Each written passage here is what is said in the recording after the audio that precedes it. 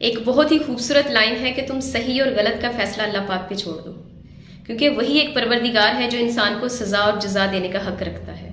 اس لیے تمہارا کام انسان بننا ہے، تم انسانیت کے لیے ہی کام کرو۔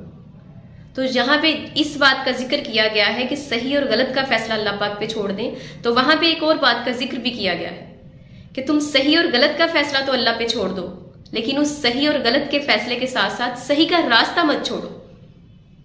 تم سے تمہارے راستے کا سوال کیا جائے گا، تم سے دوسرے کے بارے میں نہیں پوچھا جائے گا۔ اس لیے اگر آپ کسی بات کی دلیل دیتے ہیں، اگر آپ کوئی بات کرتے ہیں، تو اس کی تفسیر مکمل پڑھ لیا کریں۔ جہاں پہ اللہ پاک نے انسان کے لیے سہولت رکھی ہے، وہاں پہ اللہ پاک نے دوسرا حکم بھی دیا ہے۔ اس لیے آج کے وقت میں اگر آپ نفسیاتی مسائل سے دور رہنا چاہ رہے ہیں تو خود کے لیے صحیح کا راستہ اختیار کر لیں۔